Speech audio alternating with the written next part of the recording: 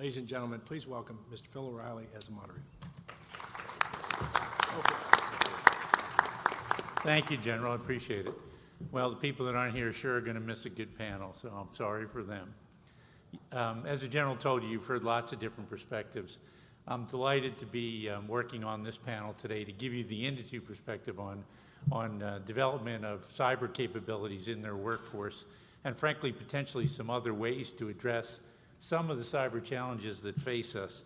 You know, if you read the intro that was in the brochure, it indicated that we're about, roughly 700,000 people short.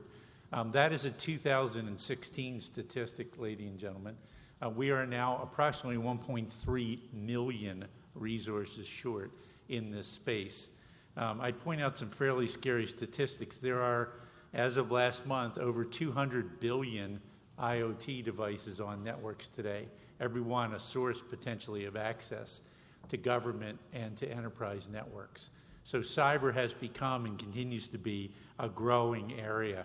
The exploitation of cyber for commercial purposes was the primary concern of industry, but more and more as personally identifiable information and intellectual property becomes exposed, cyber becomes a key protector of national resource. Many U.S. companies today represent technologies that are well advanced over the rest of the world, and there's no better way to catch us than to steal our ideas.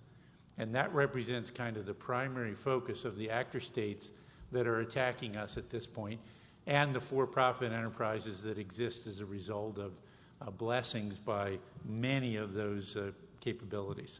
So we'll be talking today about this issue, about some of the things that we think need to be done, potentially in the short term, certainly in the long term, and we'll be looking at it from multiple angles. We're also going to throw you all a couple of, I'm from the South, so I say y'all, that's okay, a couple of curveballs about some other things that you may not be thinking about and probably should be thinking about, particularly in the short term, about how to address and control the problem that the cyber technology and the cyber technologists that you look to hire are there to run. I have a wonderful panel today of 4 experts in this area, and what I'd like to do is introduce each of them to you, give them a few minutes to give their perspectives on the topic of industry and our attitude towards cyber and cyber workforce development. And then we're going to do a little Q&A. We've had several meetings and had some really good conversations. We're going to kind of revisit those conversations. And in the end, if we have time, I think we can take some questions from the audience. So I'd like to start today with Ms. Tammy Heller. Tammy is the Senior Vice President and Chief Human Resources Officer at Perspecta. Many of you know Perspecta was created by the merger of Vencor, DXC Technologies, and Keypoint Government Solutions a couple of years ago. She now is responsible for the feeding and care of over 15,000 employees in a $4 billion plus enterprise, which is specifically oriented towards government customers.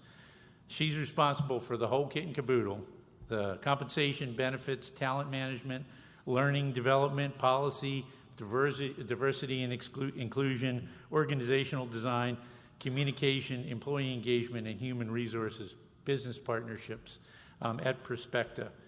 Prior to her role at Perspecta, she led human resources at CGI, which we're all familiar with, and at one point was at Capital One in Card Operations Organization, another organization of over 16,000 employees. So please help me welcome Tammy Heller. Thank you so much, Phil. First of all, I'm so excited to be here. Just want to say thank you for the opportunity, and especially I'm very thankful to Jennifer Napper from our organization for recommending that I join this discussion. So at Perspecta, cyber is near and dear to our hearts. There's no doubt about that. Because of our relentless focus on protecting mission-critical systems, it's a central part of our strategy. and our offerings to our government customers. And we're not just talking about firewalls or encryption or anything like that. We're talking about really digging in. We're talking about cyber engineering, integration, advisory services, infrastructure, design, planning, training, cyber tools, and we're really focusing on big results as well. As many of you know about our large account with the United States Navy, just to give you a little trivia on that. So last year, our cyber innovators at Perspecta prevented 2.5 billion intrusion attempts against the United States Navy last year alone. So that's a very big undertaking, and as you can imagine, cyber's a big part of how we do that. So it's very near and dear to our hearts. And we are hiring a lot of cyber talent every year, and a lot of our talent profile is really very highly cleared employees, many of which have a military background. That's actually one of our best recruiting sources for cyber talent is the military. So we've been very proud to be an award-winning military employer for the last year and a half that we've been in business as Perspecta and went public as Perspecta. So in terms of my specific expertise that I can certainly draw upon today for this discussion, as Phil said, I do have the buck stops with me from everything related to human beings at Perspecta, but my specific depth of expertise is in recruitment, as well as HR strategy, employee experience, and development. So those are really my passions and the areas where I tend to spend a lot of my time just really thinking about, and from the perspective of this discussion, really thinking about how we can identify and source great technology talent as well as functional cyber talent. I'm sure we'll talk about both of those today. And how you can really engage and leverage that talent within your organization, and how you can ultimately retain them and really grow them over the long term within your organization. So I know that's a set of challenges that probably everyone in this room is quite familiar with. So excited to be a part of the discussion with all of you about it today, and I'm hoping to learn a few things myself. Super. Thank you, Tammy. The second member of our panel, to Tammy's left, is Rear Admiral Dwight D. Sheppard. It's hard as an old Navy puke ASW pilot to call him anything but sir. So, sir, I'd like to introduce you. Admiral Sheppard is a thought leader, industry influencer, and a senior cyber IT operation executive. Has 25 years of senior leadership experience in command management, both in the military and in industry. He has been a proven leader with experience and background across multiple industries, and certainly across the specific areas of cyber, command and control, and information management, particularly within the Navy. He was handpicked by the operational commander to lead the successful turnaround of NORAD Northcom Cyberspace Operations Directorate, and he was the J6. Resource manager providing oversource and planning across the execution of over 100 cyber programs with a $25 billion budget over 5 years. And he led the architecture in charge of building the J6 and Joint Cyber Center, defining the roadmap that eventually was adopted by OSD and Stratcom, and aligned the J6 cyberspace operations with operational functionality, leading to unprecedented defensive capability and, frankly, uniform execution across all of those commands. He joins us today as a former Vice President and Client Relations Executive at GDIT CSRA, and he is currently doing consulting. So, Admiral? Thank you. Yeah, this is on. So, first of all, thank AFCEA folks for inviting me out here to be on this panel. I appreciate it. And thank everybody here for welcoming me to Army country, considering the last Army-Navy game, but that's another whole subject. So one of the things that I do right now is I'm one of Samsung's consultants, right? So Samsung, we got 20,000 employees here in America. We just opened up a chip factory in Austin, Texas. If I asked you what company made the most chips in the world, you probably wouldn't say Samsung, but it's Samsung. So, and that's part of our supply chain, trying to get our secure supply chain. So one of the things that I do is, outside of my military piece, you got to ask yourself, what's the so what of that we're so short, right? Well, the so what is, this is a direct threat to national security. And I know this is an industrial panel, but industry is just as responsible for national security as DOD. I mean, it's industry that's making the weapons, it's industry that's making the tools, the airplanes that we fly, the submarines. Industry is teaming with DOD for national security. And this is a national security threat.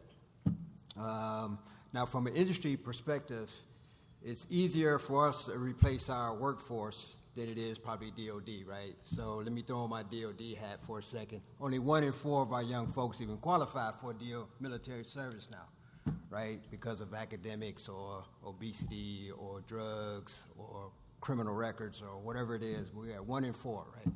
From an industry perspective, well, we can pay better than DOD. So, I mean, we can always go out and just buy better and spend more and maybe get the talent.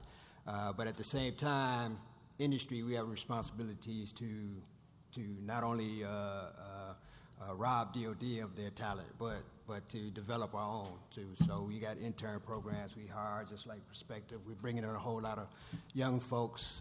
We partner with organizations like InPower and some of these other things that provide cyber coding and tech fundamentals and training to military veterans and diverse individuals from underrepresented communities.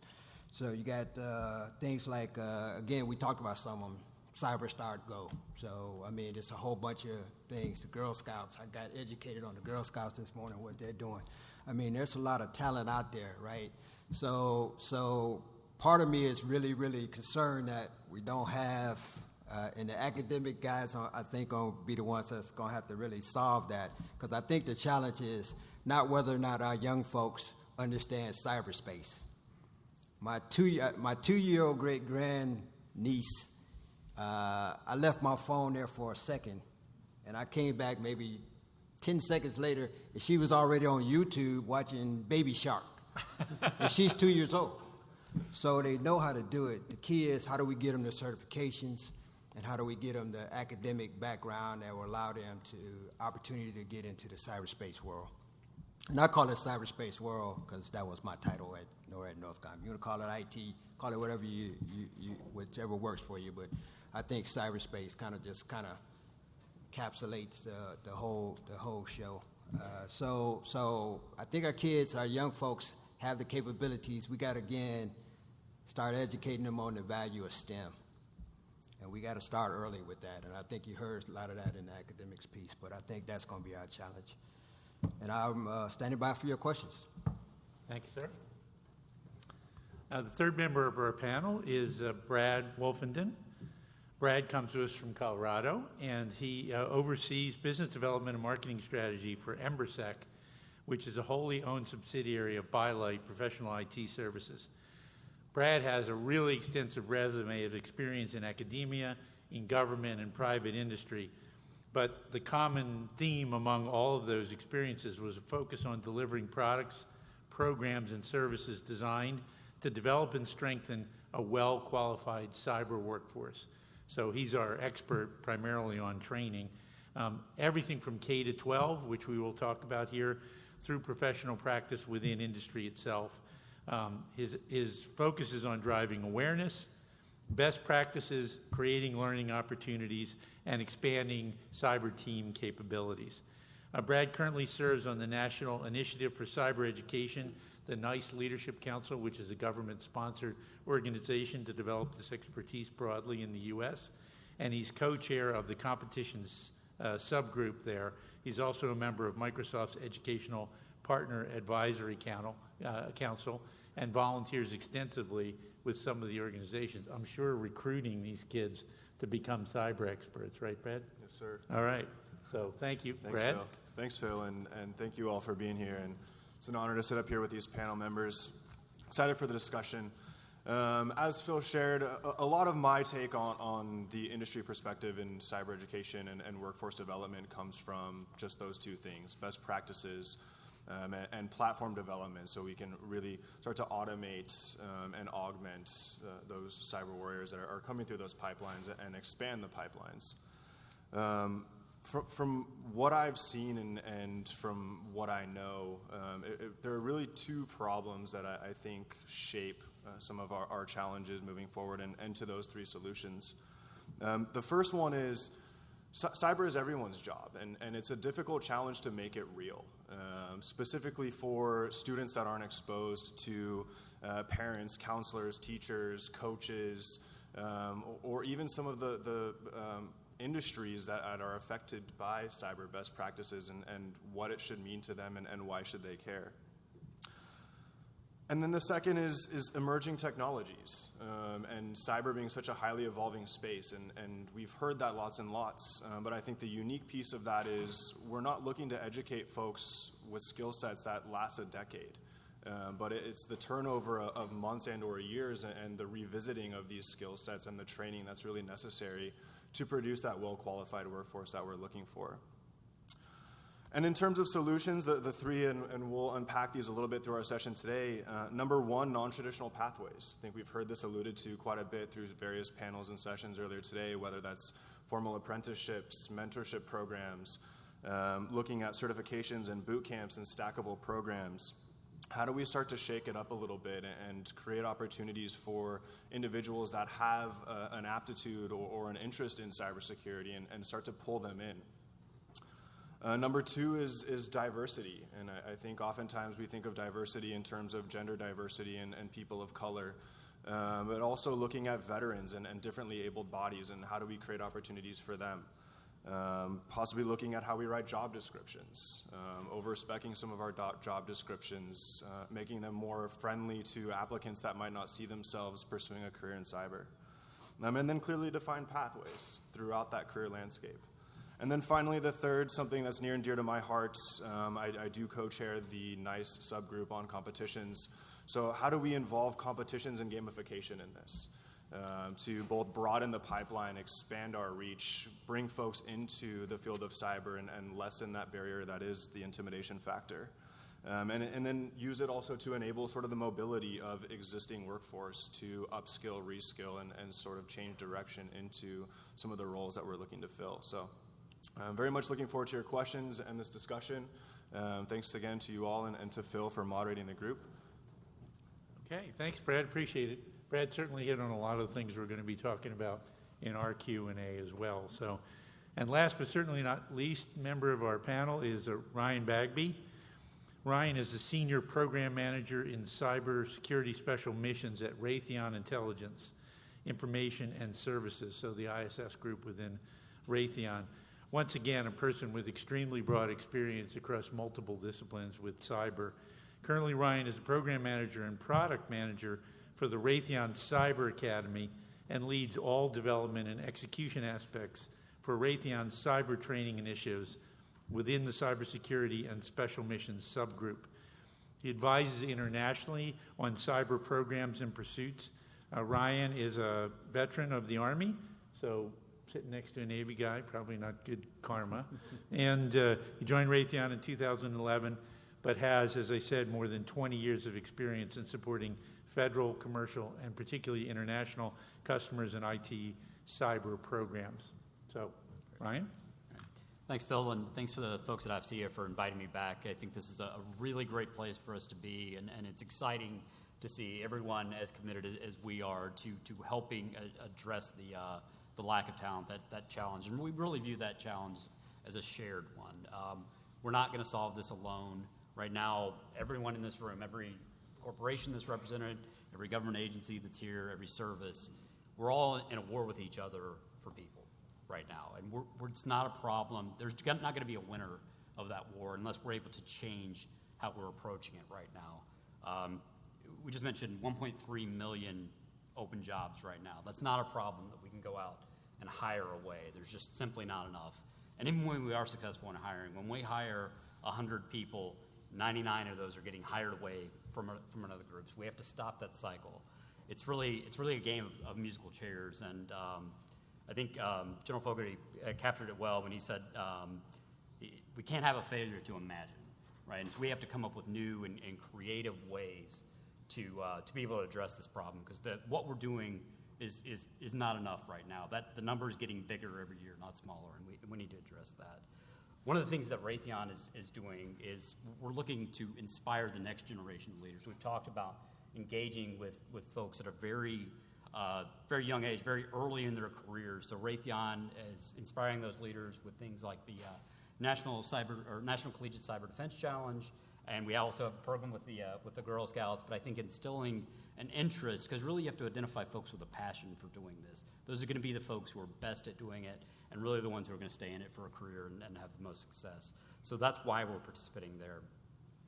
I also think Raytheon has a unique perspective here to be able to help everyone solve this problem. We're able to deliver cyber programs at nation scale. We have a lot of expertise in a lot of cyber capability there. But Raytheon's also a very large training company. We train everyone from GM technicians all the way to astronauts. So, and what we've learned from the combination of those two things is, one, everyone learns a little differently, so you have to find a way to connect with learners. And we've been able to take that from many of the training programs we have. And then the training needs to be relevant to the job. So we have the Raytheon Cyber Academy that Phil mentioned, and we are intent on delivering operational capability in that. We constructed that by looking at, we mentioned the NICE framework, all the knowledge, skills, and abilities that somebody needs to do a job.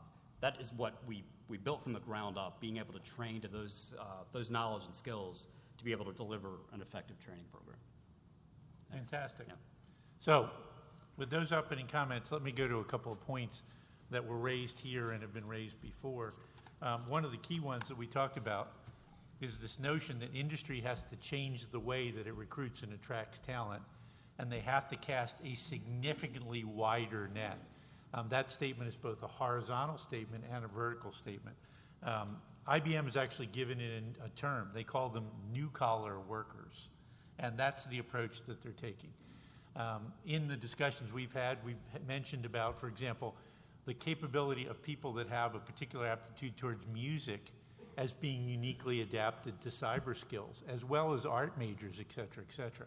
And certainly on a vertical axis, getting them young, starting with STEM and recruiting and programs like we heard about from the Girl Scouts this morning.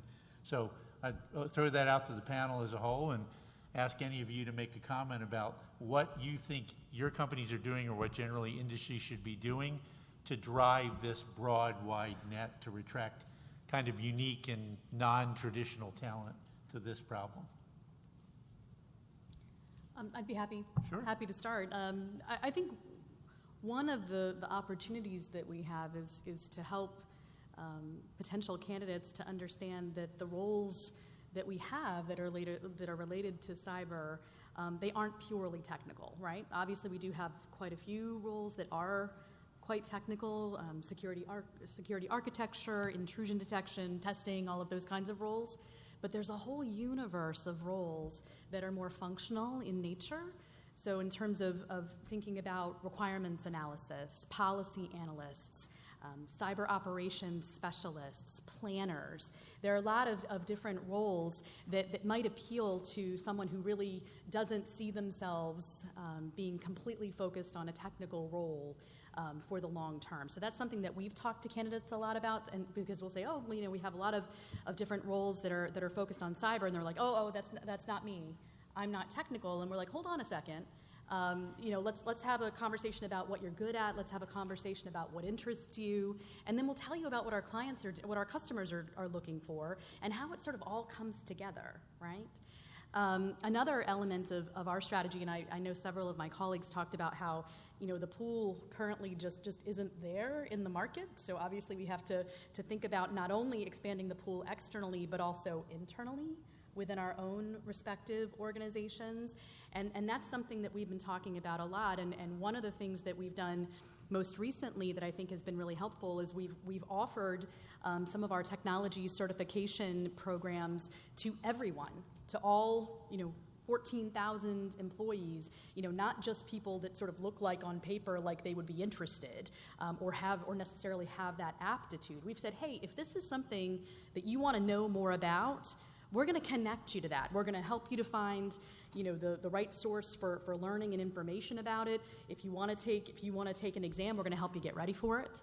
We're going to make it really easy for you to do that. We'll even pay your exam fee to go get your certification, so that you don't have to lift a finger except to learn and to get ready for that exam and to then be ready to use that skill and that newly developed expertise in service to our customers. So that's one element. And then additionally, I do think it is about, sort of identifying those non-traditional folks. I love your example around music and art. Just as an aside, I have a 17-year-old son who's really very artistic. But his two strengths are art and computer programming. Which, he said to me, I can't ever, kind of combine those two things. I've got to make a choice. And I was like, well, actually, being great at art and music actually lends itself. I'd heard that as well, Phil. I said, actually, that lends itself quite well to the way that you can think when you're thinking about programming. And he was like, oh, is that why those are my 2 A's this semester?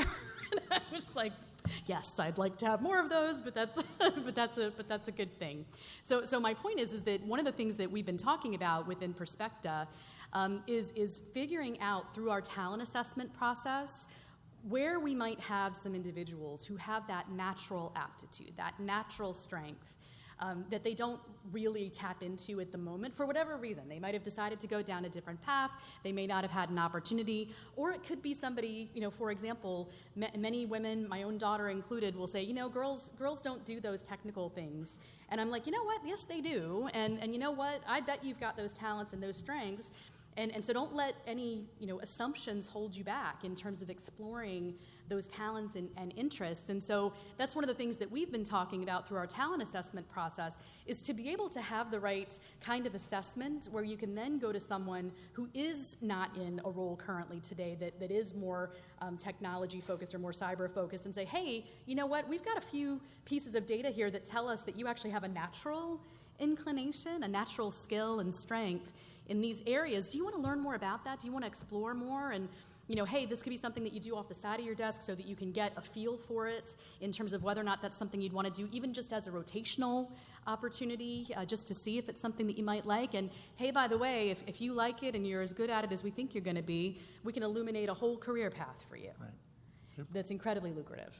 Thank you. There we Brad, go. you had mentioned, Brad, specifically your focus on this horizontal, in other words, early recruitment, particularly around industry involvement in developing STEM programs and awareness. I have a 6th grader who's doing coding right now too, same thing. What do you think industry's role is in that? What should we be doing to do that vertical development?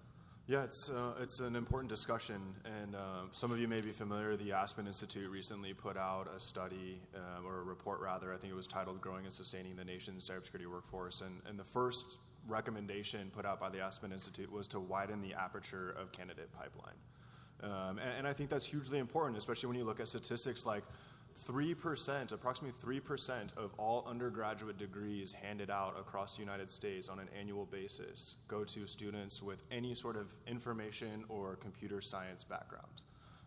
And that's approximately 65,000 students, split between programming, app development, cybersecurity, and all those other disciplines that have the need for some sort of computer information, cybersecurity, information systems type backgrounds.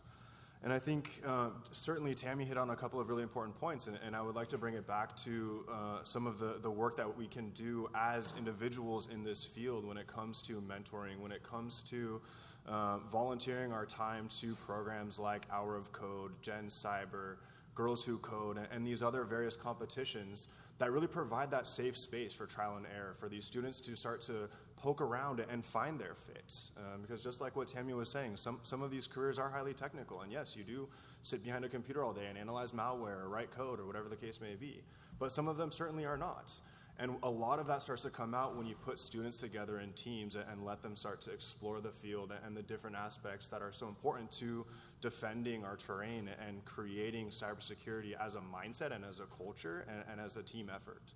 Great. Thanks, Brad. Appreciate it. So, Admiral, I got a question for you. This is an industry panel, but you can't have an industry discussion without talking about the military as well. There's an asymmetry between where the movement is People are going from the military into industry. Do you think that that's appropriate?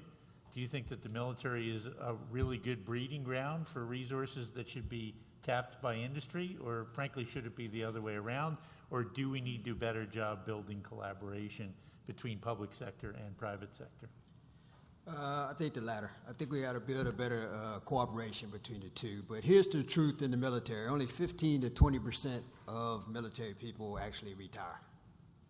80 to 85% of the folks get out before 20 years. So the military is a transitional organization. You're going to transition out in and you're going to transition out. Every one of us, like it or not, is going to have to change uniforms and figure out what tie they're going to wear the next day. So it is tough. You know, I wore a flight suit for the most of the time, and I had to now pick out what I need to wear every day. That's kind of challenging. So I think it's, but the DOD is struggling, got the same struggles that industry has, right? And that's retaining great folks, especially in the cyberspace. So we do things like we pay bonuses for pilots. Right now we're 15,000 pilots short, so we're paying pilot bonuses. Well, we're going to start paying cyber folks bonuses to stay in and be retained. But we got the same challenges. Again, only 1 in 4 qualify. So we get one in and we get them qualified, and then we get them into the system and get them in, become a cyberspace or a professional. And then, you know, we got to compete with industry that's going to wave a whole big paycheck at them compared to what you're making in the military. Plus, you ain't at sea, right? You ain't over in the desert. So I mean, we got our own challenges, but it's one that we got to kind of collaborate on and figure out. But I think there's opportunity there. We just got to think differently on how we recruit, right? I mean, to be truthful, our public school system, if I say in the world it's average, I'm being really kind, because we should have the best school system in the world, and we just don't, right? So we got to start doing, what can industry do? You know, we got nonprofits that's doing a lot of good work out there, but they're nonprofits. So what can industry do? Well, let's start supporting some of those nonprofits financially. Let's start doing what we can to mentor in the high schools, mentor in the elementary schools, and mentor in the junior high schools. I mentor right now at Hayfield High School in Virginia. Once a month I go in and talk to the STEM students. I think that's too late to be in the high schools, but the program says, you know, we're from the BEA, Black Engineer of the Year. We're part of that sustained mentoring program, so we're going in the high school levels. I think we should be at elementary school and junior high school. By the time the kids get to high school, either they have the STEM foundation or they don't. And if they don't, it may be too late. And if they do, they don't need me, right?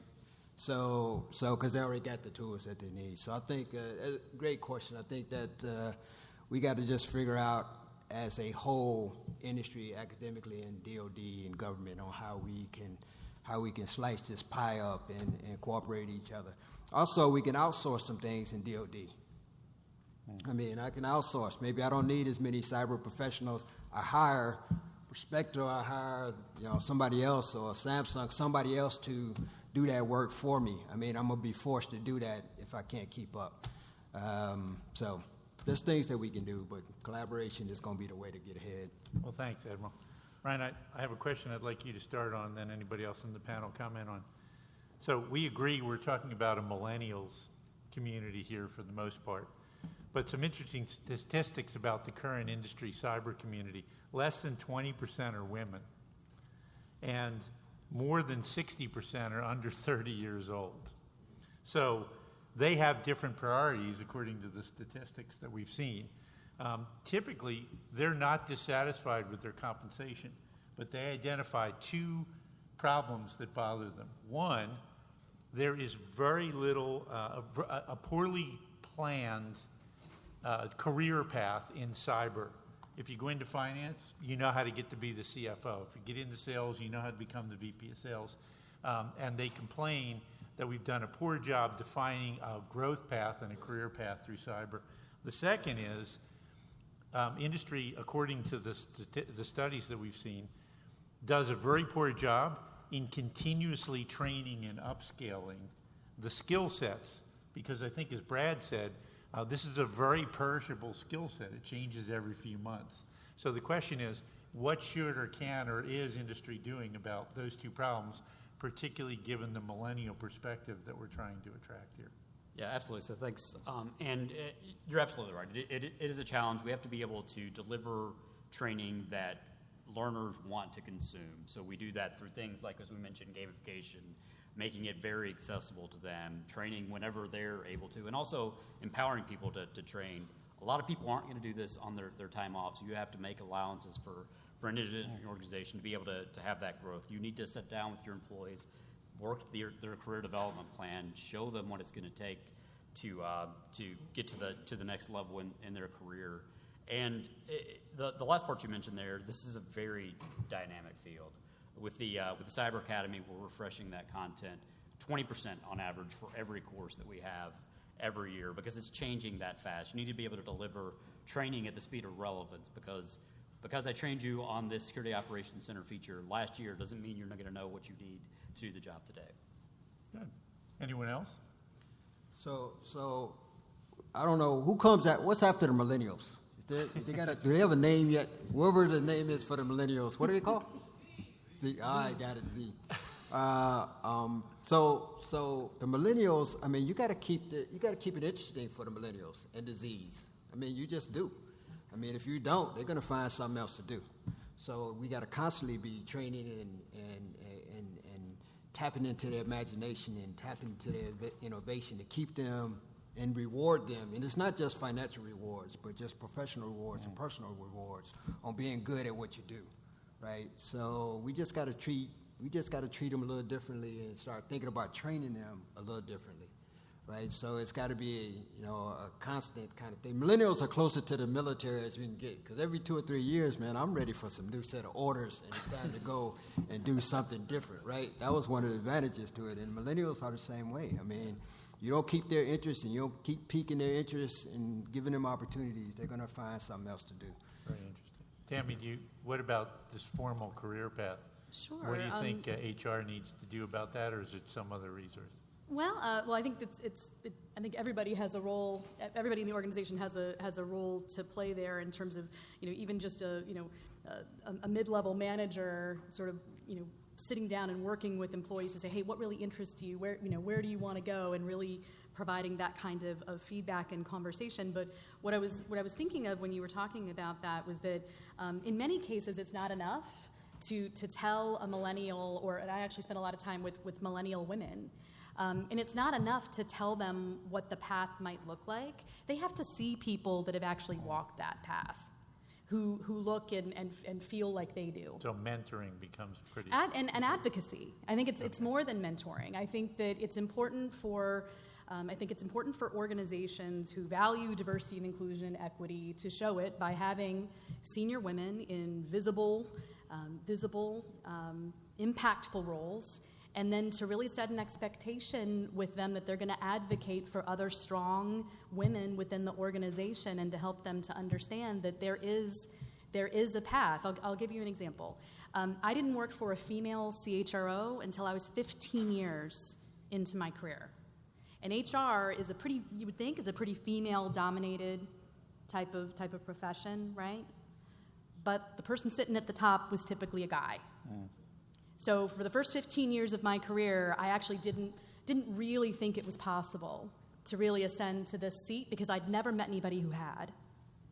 So that's what's so important, I think, about companies really sourcing strong, diverse talent, putting them in visible, impactful roles, celebrating their successes, and giving them an opportunity to give back to the people within the organization who are looking to be inspired. That's a great insight. So I'm going to put a curveball out here. The panel's aware of this question, but I'll put a couple of statistics out there and have you guys comment on this. 95% of all breaches occur in 3 industries: government, retail, and technology. Why? That's why you rob banks. That's where the personal identifiable information and where the intellectual property is. 95% of those attacks. 95% of all attacks are successful because of human error. And 75% of those attacks, some of them are configuration errors, technology, etc., but 75% of that 95 is social engineering. We all know what social engineering attacks are. So my question for the panel is, are we obsessing about hiring the wrong person? Are we obsessing about hiring a cyber technologist who can write code or debug code? Should we actually be hiring psychologists to change the human behavior that causes 3/4 of all of the problems that we have in the industry? And what is industry doing about that problem? You know, I said to the panel, the same 3 things that killed pilots in 1927 are the same 3 things that killed pilots in 2017. We have been unable to change people's behavior in 100 years. The question is it impossible to fix problem, or is there something we can do? And is that a valid area where we should be focusing efforts? That's okay, guys, you had some time to think about this. A comment you just made, Phil, made me sort of spin on a topic. If you can't change people's behavior, why not capitalize on it? And I think humans are protective by nature if they know what they need to protect. And by and large, they want to contribute to the greater good. And I think at this point, cybersecurity is jargon. It's distant enough for the majority of folks that they don't know how to take care of themselves in the digital space. And so until we can start to connect some of those dots and land how your behavior as an individual, whether you're a receptionist or a janitor or a CEO, impacts the continuity of the business and contributes to the risk and the threats that are going to be taking us down, we have to kind of flip that on its head a little bit and start to look at it a different way. And I think a lot of it comes down to something that Ryan was mentioning, is making that training count, making the valuable hours that your employees are investing in their training such that they're engaged, that content is sticky, and be able to kind of meet them where they're at in their learning process and deliver the messages that will really hit home to them and start to unpack a little bit of the mystery that is cybersecurity. And I'll go back to it. It's a little intimidating. If you don't know what cybersecurity is, if you don't have a parent or a counselor or a coach or a teacher that can explain to you what a current cybersecurity looks like, it's all just conversation. You see it on the headlines and you don't know how to engage in that discussion in those best practices. And it's up to us, those that do, to start to make it real. So Ryan, what do you think? I mean, do you think that this is a valid area to develop content and expertise? Absolutely. So with our academy, awareness training is a big part of that, right? It's we're not just training those cyber operators. You've got to train the end users. They have to understand what those risks and vulnerabilities are, and it doesn't have to be that web-based training that we all take. Everybody here does it. Most people click through the slides and they get it done as quickly as possible.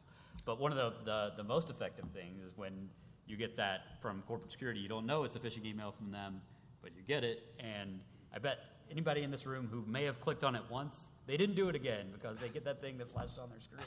They've messed up. So you have to learn through those experiences, and we need to do more of those in industries so that people are aware of the risk of carelessness there. And then you also, to your first point, we need to hire both, right? We focus on Raytheon a lot of the human side of cyber. You need to trust but verify, right? You have to have a layered cyber defense so that one mistake from a careless user is not going to impact the rest of your enterprise. Very interesting. Okay. And the truth be told, everybody is a cyber operator in the industry. If I gave you a tablet, a computer, and a phone, you're responsible for security in that company. It's just like saying, are you BD? And it's like, no, I'm not business development. If you got on a lanyard, you're business development, right? So everybody is business development. Everybody is a cyberspace operator. And we got to train that way. But I think you kind of made a great point, is that are we recruiting the right people? The HR folks have got this thing down to a science. HR is a science now. I won't speak for Tammy, but it is down to a science. They can predict how long someone's going to be with the company and who's going to advance, who's going to be disgruntled, who's going to be happy. They can figure all that stuff out. So I think we're going to be forced to look at different ways to meet the problem, right? If we're going to address the problem, we're going to have to look at different ways to get there. And we're going to have to look at different talent to get us there as well. So you raise an interesting point, Admiral, and this is something we also talked about in the panel, is again, we talk about the application of human resources to solve these problems. And there's a mismatch. 1.3 million openings, a current problem. So it's going to take a while to close that gap. I'm at Juniper, and we are really focused on the security side around building capabilities around machine learning and the application of artificial intelligence. I heard what General Fogarty said this morning about some problems have to be solved by humans. But the question is, that requires other kinds of capabilities in industry. And my experience is that's a more traditional recruiting area. So is it a valid short-term solution to focus more on using technology to assist in identification and mitigation of threats? Or is that something that just has to be done in equal balance with developing these kinds of defensive cyber capabilities? Tammy? I think in terms of thinking about the implications of AI and machine learning, to every element of business, really, like not even just cyber, it's a little scary for people sometimes because they think, wow, we're eventually going to get so automated that human beings will be irrelevant, which I think is always so interesting. That's like whenever I go into a situation where we're going to implement, a wide-scale HRIS solution, a lot of people that are sort of involved in transactions will get nervous, and they'll say, wow, well, you won't need me once this is implemented. And I'm like, no. We're going to need you because now you're going to have an opportunity to move away from some of the paper pushing and really engage in a more impactful and deep way. And so you're going to have to really, pick up those skills that you need to be able to operate that way. You're going to be more consultative. You're going to be closer to the business. You're going to be helping to problem solve as it relates to transactions. So I think some of it is about, in cyber as well, is about sort of taking away that fear, if you will, around what's going to happen if we continue to automate and continue to evolve these types of solutions and help the talent who's engaging in those spaces today, perhaps in more legacy skill sets, to understand that this is actually an incredible opportunity. And it's funny, when I was at Capital One, we used to talk about how there was this wave of fear. I wasn't there then, but some of the people who were there before me talked about how there was this huge wave of fear before ATMs became commonplace. And the notion was that tellers weren't going to be needed anymore. There are actually more tellers today in 2020 than there were before ATMs were introduced. Interesting. But they're performing different and higher level functions than just handing out cash, right? So I think it's about sort of helping everyone to understand where they fit in a world that has a greater focus on AI and machine learning. That also ties to the notion of really clearly defining the path through for people, because if the industry is changing every 6 months, your role is going to change. Yes. It's going to evolve. So, Admiral, I have a question for you. We spent the entire day talking about, in fact, most of the sessions I've attended have all focused on defensive cyber. And while we all know there is no offensive cyber technology deployed in the United States of America, the question becomes, do we as industry also need to think about that? Because my notion is that's a very different skill set than people that are doing defensive cyber. Or is that exclusively the purview of the government to deal with, theoretical offensive cyber, or should industry also be involved in that? No, I think industry has a place in offensive cyber. The execution, though, should be with DOD. I don't want Samsung out making a cyber attack on North Korea. We don't want to be in that business. Why not? But I think that we have to rely on industry because simple facts are that most of your innovation is happening in industry right now. Right? That's true. So I think that industry has to be part of that development cycle and part of the team that's going to both be offensive and defensive. Again, offensive cyber, there's a political piece to it that it's certainly way above my pay grade. In any pay grade that I had in the military, it's above my pay grade. So the offensive piece, but the technology, Is the industry the requirement. technology has to come from industry on how we get to that ability to do this. And it's out there already, right? So the adversary doesn't have the same rules that we have. We have rules. We got privacy rules. We got all these things. The adversary got no rules whatsoever, right?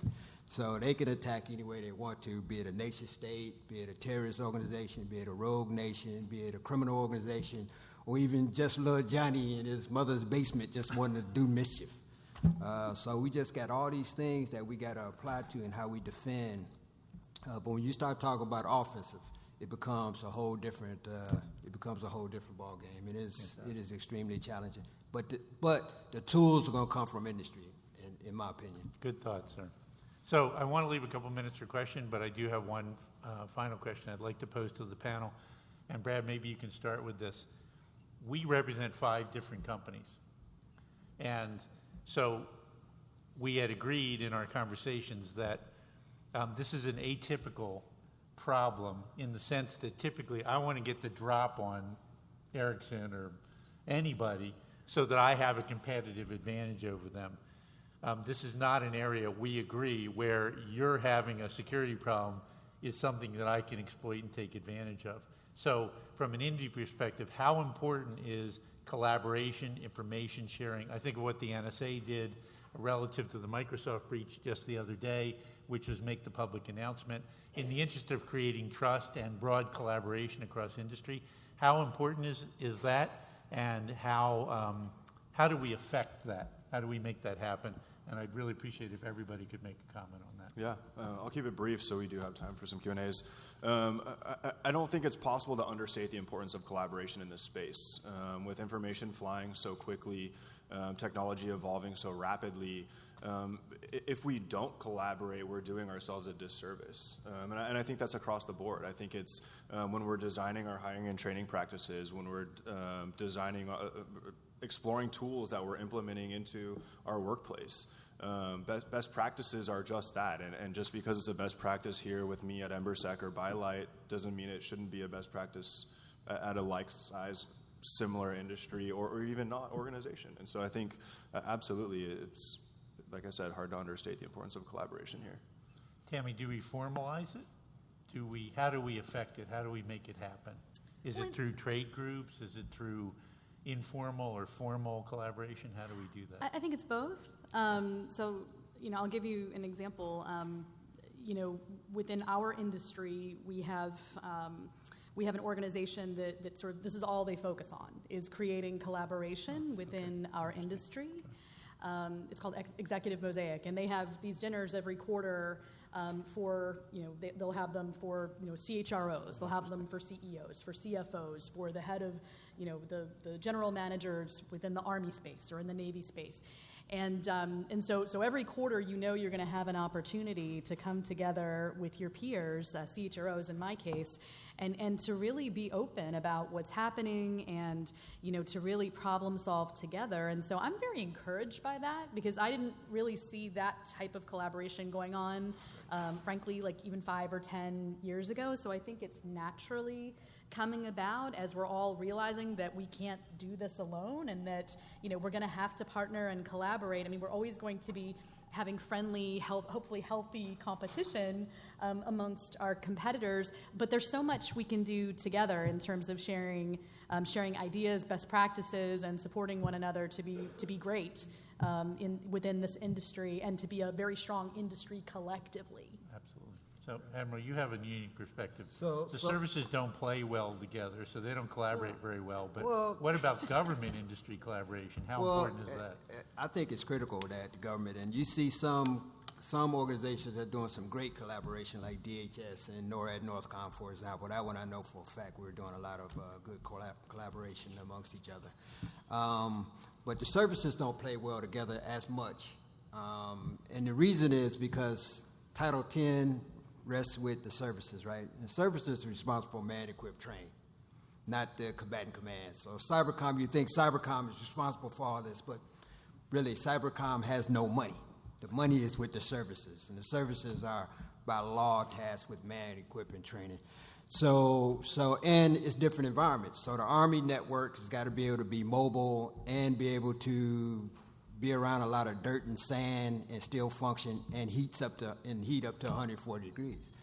Navy, we got to be able to be mobile and be at sea and be in a moist environment. So we all got different requirements in different ways. It has to do that. But the good part is we're starting to see more and more collaboration.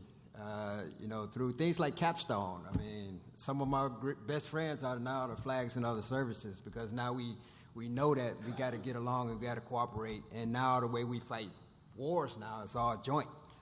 It's no longer the Navy's fighting in the Pacific and the Army's fighting in Europe. It is now, it's a collaboration in how we fight wars.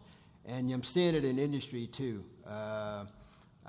You're seeing more alliances amongst the companies. You're seeing more partnerships. You're seeing two companies now, large companies going in on bids together. I mean, it's all kind of new things that are coming up. Samsung, we're never going to partner with Huawei.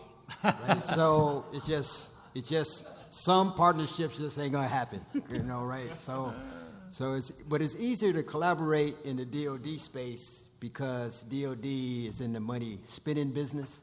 It's a little bit harder in the industry base because industry, we're in the money making business. And that's two different things. Money spending, money making. I had to really get my head around that when I got out of the DOD was, wait a minute, what? I got to figure out how to make money? I mean, what happened to the budget that got signed by Congress?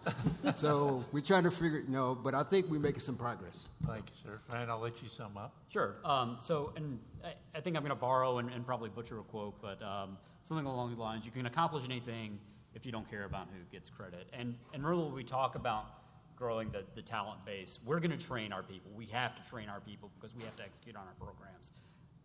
They're going to leave at some point, and I'm just going to train more people, and I'm going to help the government train more people because that's what we have to do. Those folks are going to go around. We have to grow that talent base, and we can't really worry about where those folks are going to end up in 2 years. Great. So we have a minute or so left, but General, I'm not sure if we want to take questions or whether you'd like to call it. I think we're going to welcome back to the stage Lieutenant General Bob